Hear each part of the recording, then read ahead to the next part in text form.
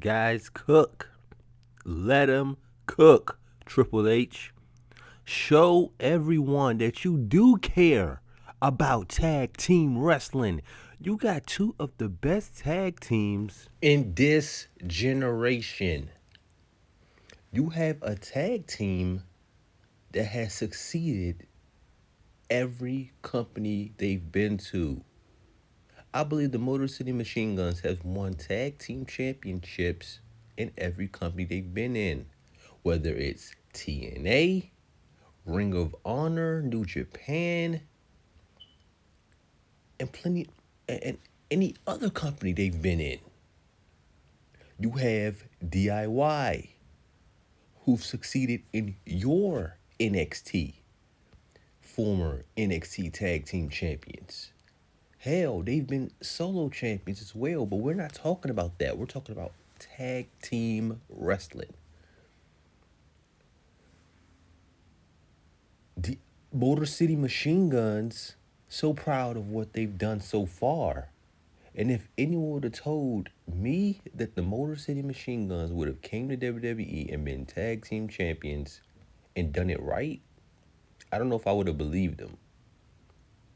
But they won the tag team championships within like 3 matches, and they beat the bloodline to obtain them. And the bloodline right now is cooking. Jacob Fatu is the real deal. So, you got these two tag teams who know each other very well, might I add. It's at least Johnny Gargano and the Motor City Machine Guns have a very great history with each other. And you add the stipulation of it being a 2 out of 3 falls match. Give them time, man. Triple H, give them the time they need. On a 4-card pay-per-view, we know both the rounds will go over an hour, so that's 2 hours of change already locked down, ads, things of that nature, 2.5, Cody, Kevin Owens, which we will get to. This match, give it 20-25 minutes, at least, and we will see one of the best tag team matches we've seen in years. Now, the first fall, usually in these type of matches, always the quickest fall, whether if the heels get a quick roll up or maybe the baby faces will get a quick roll up kind of thing just to set the mood, just to, set the pace on things. But usually the heels will get an upper hand on the first fall, and then the baby faces will have to catch up.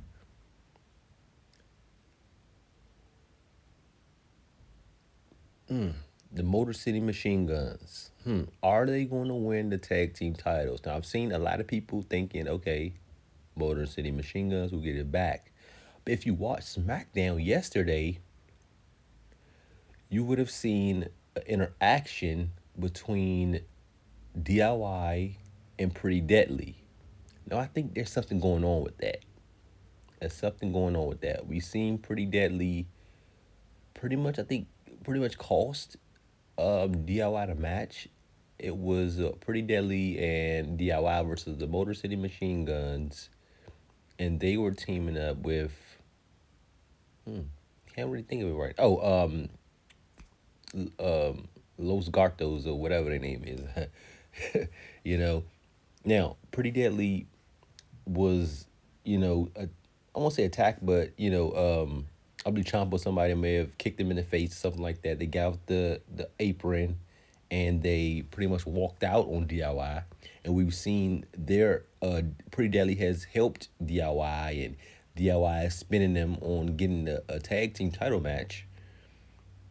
So with them basically saying, you know what, we're done. We're out of this. We're not helping you no more. You would believe that means it would just be DIY versus the Motor City Machine Guns in a straight up tag team match. And that would lead DIY to get the first fall, and then Motor City Machine Guns, they might have to play catch up, get the second fall, and then we have that third fall be like a barn burner and damn classic, and then the Motor City Machine Guns will win, right?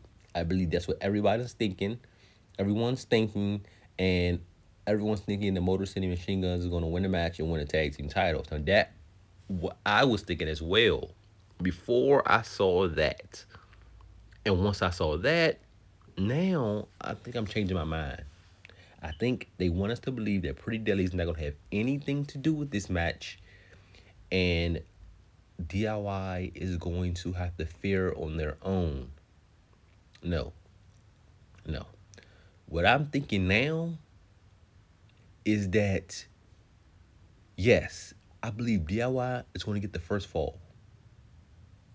They're going to cheat, foot on the ropes. I believe Pretty Deadly will either come from under the ring, hold someone's foot, or play some type of distraction for DIY.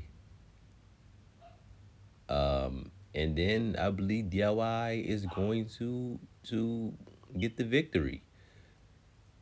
Because I don't think this tag team feud has to be over just yet, man. I believe this tag team feud could carry us all the way into WrestleMania. Whether it be, I don't think it'll be another just them two type of thing. I believe maybe you could add Pretty Deadly, maybe you could add back in the Street Profits, and maybe you can have a fatal 4-way at Mania for the tag titles. But I believe. Hey, another thing, I'm getting ahead of myself.